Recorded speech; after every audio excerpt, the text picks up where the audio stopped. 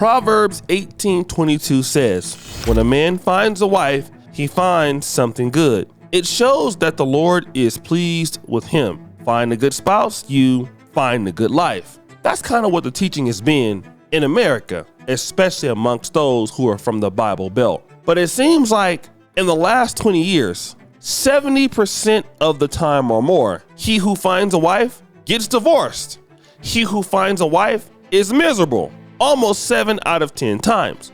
And I'm not saying that every marriage is bad, but it seems that every marriage gets broken up. And that seems to be the case with even the celebrities. People who have money, people who have fame, people who have high work ethics, like Jeezy and Jeannie Mai. Jeezy thought he found it a good thing. Jeezy thought he found it a good thing, but he found it an enemy. And now Jeannie Mai is looking to get back at him. Revenge is on the menu instead of love. It first started off in family court, where Jeezy is not allowed to see the daughter as much as he wants. But now Jeannie Mai is trying to say, hey, listen, I want to enforce the prenuptial agreement's infidelity clause because Jeezy cheated on me. Now, what is that clause all about? Let's go to the lead attorney and find out. Let's keep going. Now, y'all heard Jeezy. All paragraph 8. I got a prenup. Paragraph 9. Oh, I got a prenup. Paragraph 10. I got a prenup, judge. I got a prenup. I'm protected. I'm saved. Jeannie Mai says, we do have a prenup. But I got a little something to add. What does she add? She says, Jenny shows the court that the parties entered into a prenuptial agreement on March 26, 2021. In the event that the court enforces the terms of the prenup, Jenny shows that the court should enforce paragraph 8 of the prenup. You're like, wait. Jenny's like, oh yeah, he wanted to talk about that prenup. And he said he wanted the prenup to be enforced for the separate property. He said he wanted the prenup to be enforced for the separate assets. He said he wanted the prenup to be enforced for the marital assets. Well, if he's going to enforce the prenup, enforce it then. But don't forget about paragraph 8. Don't forget about paragraph 8. You're like, shit. Jeezy, what did you sign? What does paragraph 8 say, Jeezy?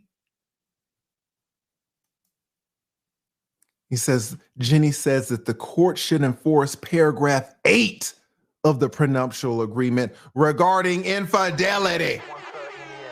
Uh-oh. Uh-oh. Now, Jeezy, why the f did you put that in your prenup in the first place? Huh?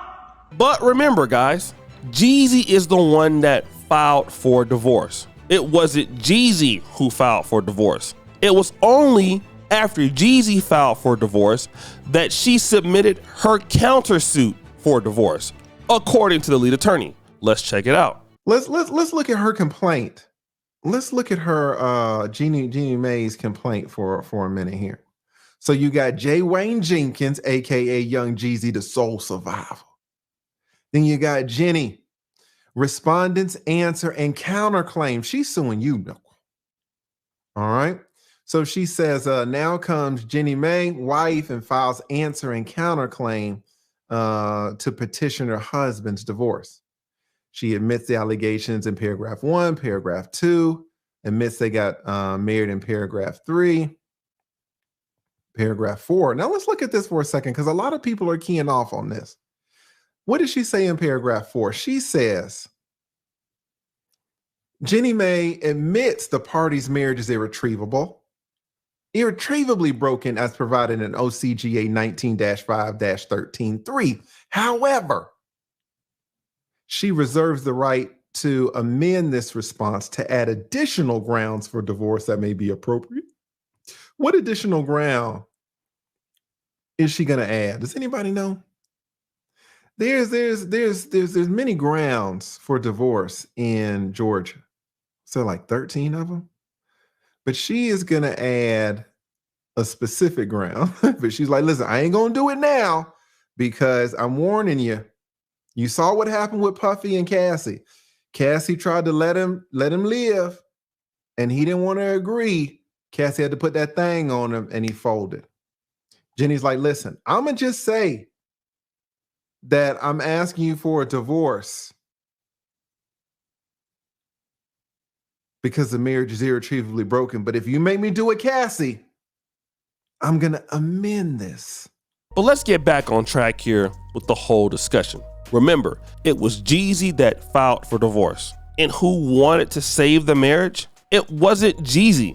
It was Jeannie Mai. Now just think about it. If I'm a man that is cheating on my wife, I file for divorce. Why would the woman want to save the marriage? I've already cheated. But that wasn't the case with Jeannie Mai. Jeannie Mai wanted to save the marriage, but it was Jeezy who wanted to leave her. But what are some of the reasons why he could have left her? Let's check out what Andrew Tate says. I know a lot of men who completely love their wives. They love them with all their heart. They die for her. But he's just not respected in his house. He doesn't get to be the man of the house. Is it on him or is it on her? Like, does he need to go earn it or is it on her to provide it? It's a combination of both. I think it's certainly on him to earn it, but also the matrix programming is counter to him. The matrix programming is trying to tell him that he shouldn't be allowed to be the man of the house, that he shouldn't be allowed to have any kind of authority in any regard. He shouldn't be allowed to be able to say what happens. Boom. That's what it is. Jeezy wasn't getting the respect he deserved. That's what it was. Okay, it had to be. No man will divorce a woman that he just went to Vietnam with. And, you know, he's had these talks with her before. But Jeannie Mai also has done this several times. Remember her first husband? She wouldn't give him a kid and he left her. Let me just say this. I'm not happy about anybody filing for divorce. I think that's terrible. However, it always rubbed me wrong that Jeannie was with her husband for however long she was with him, and all he wanted was kids. And she refused. Then she got with Jeezy and was with him 2 minutes and popped out a child with ease. And a lot of times when I think about that, I think she did it to spite her ex-husband because he moved on, and the second he got his marriage, the first thing he did was have kids.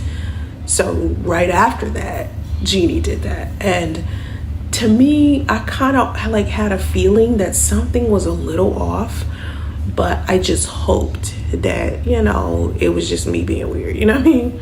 Now let's hope they had a prenuptial agreement. So now Jeannie Mai wants to be unaccountable, kind of like Tia Mowry. And after all of this kind of occurred, she came out and made a statement that she's going to focus on loving herself more. She's going to focus on loving herself this way and that way and everything like that, which is, what they all say. But it's not about loving herself more, I think, is the issue. It's loving the other person more and respecting the other person more. But that's called unaccountability. You've had 2 marriages in the last 5 years. Both people moved on, and you're the person that is divorced. And now you're going to be a single mom. So in order for you to just understand that you're the problem, let's go ahead now and try to take this guy's money because he left you when you didn't want to change. That's the whole problem, right? And we've already talked about Jeannie Mai's attitude and Jeezy having to check it. And for those of you that remember what she said, I won't play it. She's like, listen, Jeezy came in and he was dealing with a lot of my problems. I was the one having these issues and he wasn't taking it. He wasn't dealing with it. He's the first person in my life that let me know that I had an attitude problem. I had an anger issue. And not only has she had these issues with, Jeezy, she's had them with her mom. But the one thing that she's trying to do now is to try to make up something that might not even be true, which is why in the comment section, somebody is changing her name from Jeannie Mai to Jeannie Lai. Now you say you love the man. Now you're out here claiming the man cheated because you want to take his money now. And see, I want to talk to black men because this is so important. A lot of black men feel the grass is greener on the other side because you're marrying an Asian. And that's what a lot of black men were saying. Oh yeah, Jeezy, get away from the sisters. Get you a lady from another community that's going to treat you right. Now, what do you guys say about that? I mean, if you think that he's telling the truth, he's saying, listen, I never cheated on her in the marriage. I never cheated on her in the marriage. She's lying. She's trying to say that I cheated on her because now she wants to take my assets that I worked for. I'm the one that left her. She's trying to punish me for leaving her. And how many men go through that? You want to leave your wife. you want to move on. You want to leave your baby mama. What happens? Now they start playing these little sick games. You can't see your kids all of a sudden. And now they want to try to get you for child support. But it wasn't like that when you was with them. But they didn't want to change either. They wanted to make your life miserable anyway. If you stay with them, you be miserable. If you left them, you be miserable. So here's the price that he's paying basically for leaving her. But it wasn't even an Asian thing. And a lot of brothers thought it was a race thing. Oh, he gonna go, deal with a lady that's from the Asian community. She gonna show him some respect. No, she was fake feminine, according to him, because now she's lying about something that doesn't even make any sense, which shows you how diabolical she probably is. And this is not a whole race thing. A whole lot of black men are always feeling like, you know what? I'm gonna go over and get somebody from another community and it's gonna be all good. Well, what do you say about this? Would you like to get with a woman who makes up stuff because she's mad at you, because she's vindictive, because she's unaccountable? Would you? And now she's even threatening to pull out other information on the guy that nobody knows about, kind of like how Cassie did on Diddy. And could that be career ending? I bet so. So guys, you gotta watch out who you're dealing with, man.